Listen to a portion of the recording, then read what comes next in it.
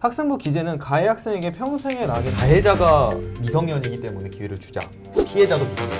집행 정지 같은 것도 있어. 그러니까 기재하는 거를 멈춰달라. 기재하지 못하도록 법원에다 가처분 신청을 넣는 거야. 제가 다 씹어 먹을 예정으로 하고 있습니다.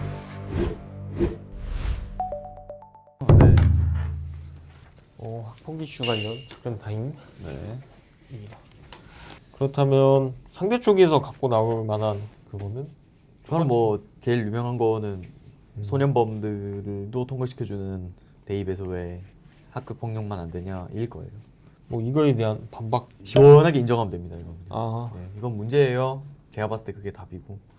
왜냐면 실제로도 만약에 학교 폭력을 정당한 평가 요소라고 보면 사실 소년범 전과도 네. 두 번째는 비전문성인데 이 비전문성은 그 위험 구성을 봤을 때 법적인 그런 전문성이 없는 사람들이 약간 법적인 느낌으로 느껴지는 처벌을 주는 게 네, 전문성이 맞느냐. 있느냐. 근데 이거 제가 알기로 네. 그 협의체가 구성이 교사랑 학부모랑 외부 인원이 들어오는데 이 외부 인원이 경찰이랑 변호사인데 그러면 사실상 전문성을 기대할 수 있는 사람들은 경찰이나 변호사위원인데 이 사람들은 사실 바쁜 사람들이다 보니까 그리고 사실은 제 생각에는 그동안 그럼 학폭위원회가 이렇게 가벼울 수 있었던 이유는 학폭위 자체가 그냥 가봤어서 그래요. 그러니까 예전에는 대입에 안 들어갔잖아요.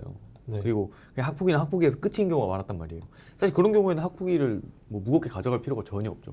그래서 그러니까 기존의 학폭위가 그 인사 구성이나 어떤 절차가 가볍고 좀 흐지부지 됐던 거는 그거에 있어서의 파급력이 사실 약해서라고 저는 봐요. 그래서 우리가 그 파급력을 높였으니 사실 같이 따라오겠죠. 뭐 그거에 대한 대안을 조금 우리한테 여쭤보시긴 하겠지만 그거는 우리가 뭐 아까 말한 대로 좀 높이듯이 그런 식으로 대합하면 될 것 같고 사실 제가 제일 걱정하는 거는 대학에 별로 관심 없는 사람들이 학폭을 저질렀을 경우에는 아예 소용이 없지 않으냐. 왜 꼭 대입이냐 이렇게 나오면 사실 할 말이 크게 없죠. 근데 그거는 사실상 무의미한 게 대학 진학률이 몇 프로죠? 높아서 네, 높죠. 그런 측면들. 뭐 높아가지고 일단 우리가 공부를 안 해도 전문대는 가야 한다 이런 인식이 박혀 인식이 있는데 대학들이 이제 정시나 수시에 학폭 반영을 하면은 자연스럽게 인식되던 삶에 그게 깨지게 네. 되다 보니까 이게 살짝 무시를 하지 않나. 네. 그리고 이제 이중처벌이랑 협박 이거 두 가지만 짚고 이제 작전 타임 끝내면 될 것 같은데 네. 이중처벌. 이중처벌은 이제 학교 때 한 잘못으로 대학까지 하는 게 네. 두 번 처벌을 하는 거 네네. 효과를 낳기 때문에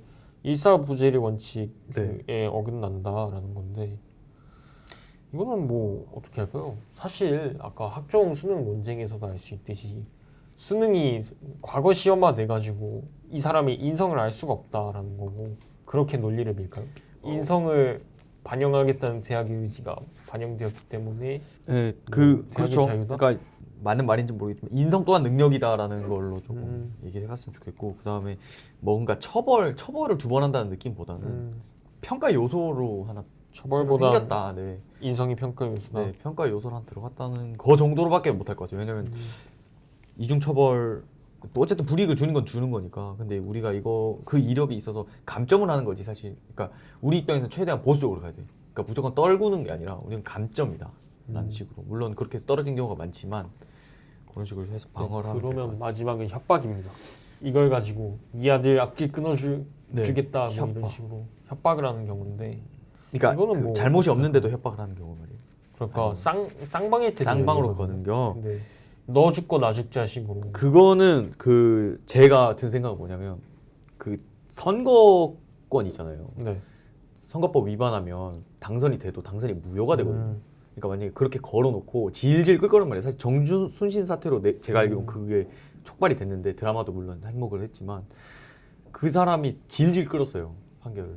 그러니까 그렇게 해서 흐지부지 되면서 대학에 진학한 건데 마찬가지로 그렇게 흐지부지 되더라도 결론이 나와서 학폭의 소지가 있다. 그러면 그때는 합격 무효시키는 방법. 그렇게 해서 할 수 있죠. 학폭이지. 학폭 관련돼서 이제 토론을 할 건데 너는 그러면 야당 대표 하고 싶어? 아니면 부대표 하고 싶어? 난 아까 순서가 좋은 것 같아. 아까 순서 조금 나는 좋은 거. 반박을 나는 잘한다고 생각해서. 오케이. 그럼 핵심적인 논거에 대해서는 네가 생각해 놓은 게 있어? 일단 우선은 학폭을 했다고 이제 대학 입시에 특히 이게 국립대학교를 위주로 되잖아.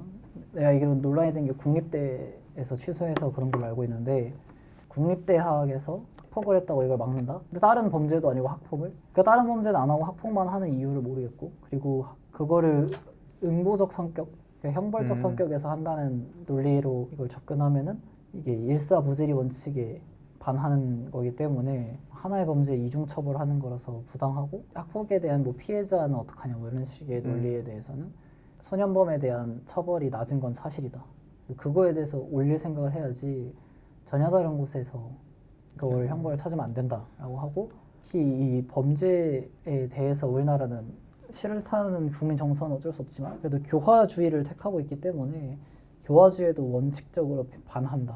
그리고 최근에 공무원 그 디지털 성범죄를 저질렀던 사람이 임용이 취소된 게 위헌 결정이 났는데, 그런 것들을 보면은 결국에는 이 학폭을 저질렀다고 대학 입시에서 막히는 게 이제 위헌적 성격도 있다, 이런 식으로 얘기를 하면 되지 않을까?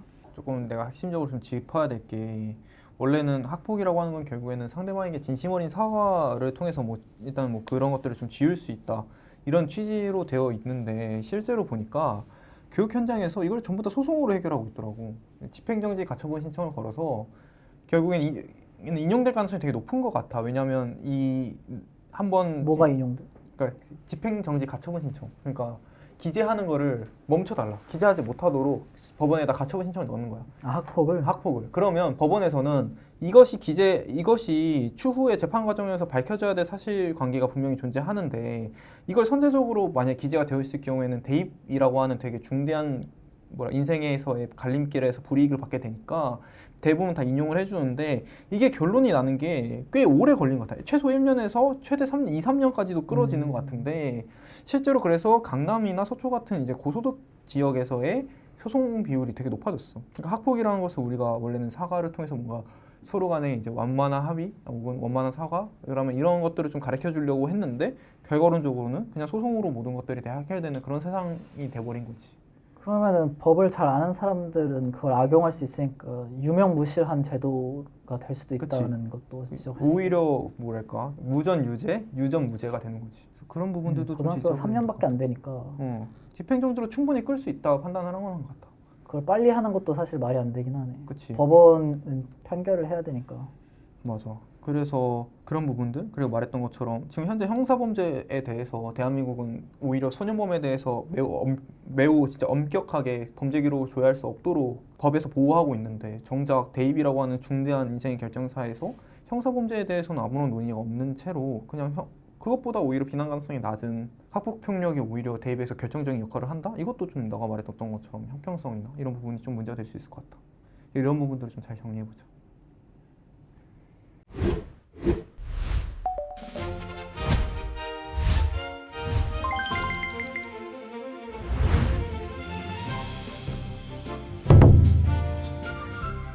네, 학교폭력 입시 반영은 과도한 처벌인가에 대한 차관 토론 진행하도록 하겠습니다. 네, 최근 몇 년간 우리 사회에서 문제가 됐었던 정순신 변호사 아들 사건 등 고위층 자녀의 학교폭력 논란은 우리 입시 제도의 맹점을 적나라하게 드러냈습니다. 그래서 가해자는 학교폭력으로 강제 전학 조치를 받았고 수능 점수로 인해서 정시로 명문대에 진학을 하게 되었습니다. 이에 교육부는 2026학년도부터 모든 대입 전형에 학교폭력 조치 사항을 반영을 의무화했습니다. 하지만 반대 측에서는 일사부재리 원칙에 위배되는 이중처벌이라고 비난을 하고 있고요. 이에 대한 저희의 입장을 밝히도록 하겠습니다. 먼저 일사부재리 원칙을 위배를 했냐라는 주장에 대해서는 이렇게 답변을 하고 싶습니다. 일단 일사부재리는 형사소송에서 하나의 죄에서 2번 처벌하지 않는다는 원칙이고요. 하지만 대학 입시는 이런 형사처벌이 아닌 이제 교육기관의 자율적인 학생 선발 과정이라는 걸 먼저 알아두셨으면 좋겠습니다. 그래서 이런 학교폭력 입시 대입 의무화 같은 경우에는 대학들이 학생들의 인성까지 고려를 하도록 만들 수 있는 선택지를 준 것이고, 무조건 뭐 학교폭력이 있으면 탈락 이런 것은 아니거든요. 이 학교폭력에서 감점을 받아서 탈락을 한 것이지 완전히 아웃을 시키는 근거가 되지는 않았다는 것입니다. 그리고 대학은 이제 자율성에 따라서 자신들이 원하는 인재상을 설정하고 선발할 수 있는 권리가 있습니다. 그 인재상 내에 학교폭력을 한 사람들이 들어가지 않는다. 그렇게 해서 걸러내는 것이 자유인 것입니다. 이 학교폭력위원회가 열리기까지 되게 많은 과정들이 있습니다. 그냥 바로 신고를 한다고 해서 바로 열리지가 않아요. 다양한 절차 그 뭐 학교 내 기관을 통해서 이거를 위원회를 소집을 할까라는 것을 먼저 내부 논의를 거치고요. 그리고 사과나 화해를 먼저 시도를 합니다. 그 다음에 사과나 화해가 되지 않으면 학교폭력위원회로 넘어가게 되는 것이고요. 이 과정에서 또 심의를 거쳐서 이제 생기부에 기록이 되고 대입에 반영이 되는 것입니다. 만약에 이 과정들을 모두 거치게 된다는 것은 실제로도 학교 측에서 어느 정도 이 학생이 문제가 있다고 판단을 하는 것이고요. 그리고 이 사람이 그렇게 학폭의 수위가 높지 않다, 용인해 줄 만하다, 그리고 당사자가 충분히 반성을 했는가라는 것을 따져서 그 졸업을 할 때 심의위원회에서 그 가벼운 수위의 학교폭력은 삭제를 해주는 원칙을 가지고 있습니다. 그래서 학교폭력을 저지른 사람들에게 있어서 재기의 기회도 충분히 주고 있고요. 그래서 저희는 학교폭력 정시, 수시 전 전형에 대한 학교폭력 이력 대입 의무화에 대해서 찬성하는 입장입니다. 야당 대표 측 발언 시작하겠습니다. 네, 시작하시면 되겠습니다. 네, 시작하도록 하겠습니다. 네, 총리님 말씀 잘 들었습니다. 그럼 저희가 어떻게 왜 이 정책에 대해서 반대하는지에 대해서 저희 측 야당 측 입장 말씀드리도록 하겠습니다. 최근 정부는 학교폭력 근절을 위해서 학생부 기재 및 대입 반영을 확대하려고 하고 있습니다. 하지만 교육은 보복이 아닌 교화에 그 목적이 있다고 저는 생각합니다. 학생부 기재는 가해 학생에게 평생의 낙인을 찍어 갱생의 기회를 박탈하며 이는 오히려 교육 현장을 법적 분쟁의 장으로 변질시키고 있습니다.